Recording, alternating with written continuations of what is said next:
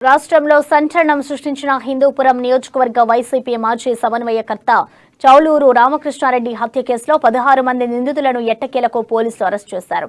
Case దర్యాప్తు అధికారి Dharmavaram DSP Ramakant ఈ కేసు వివరాలను వెల్లడించారు.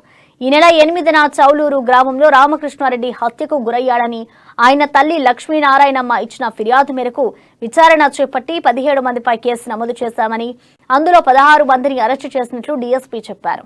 నిందితుల్లో 2 మైనర్లు, 1 మహిళ ఉన్నట్లు తెలిపారు. నిందితుల నుంచి హత్యకు ఉపయోగించిన 6 వేట కొడవళ్లు, 2 కత్తులు, 1 ద్విచక్ర వాహనం, 16 సెల్ ఫోన్లను స్వాధీనం చేసుకున్నామన్నారు. నిందితులకు ఆశ్రయం కల్పించిన శశికళ అనే మహిళ పరారీలో ఉన్నట్లు పేర్కొన్నారు. 16 మంది నిందితులను హిందూపురం కోర్టులో హాజరుపరిచినట్లు డీఎస్పీ వివరించారు.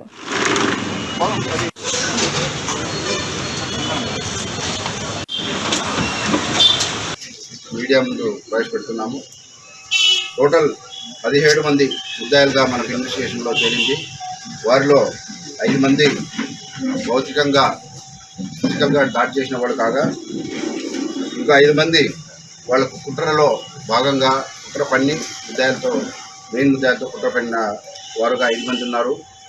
మిగతా 6 వీళ్ళకి అన్ని విధాల సహాయ సహకారం అందించినారు. అంటే వేట పొడవళ్ళు అందించడం అయితేనేమి, వాళ్లకు ఫుడ్ ప్రొవైడ్ చేయడం అయితేనేమి, ఇలా వాళ్లకు దాని రాకపోకలు తెలియజెప్పడం అయితేనేమి, ఇలా అన్ని విధాలుగా ముద్దాయిలకు సహకరించిన వారు ఒక 6 ఉన్నారు. తర్వాత ఫైనల్గా అంతా అయిపోయిన తర్వాత వీళ్లను ఒక ప్రదేశంలో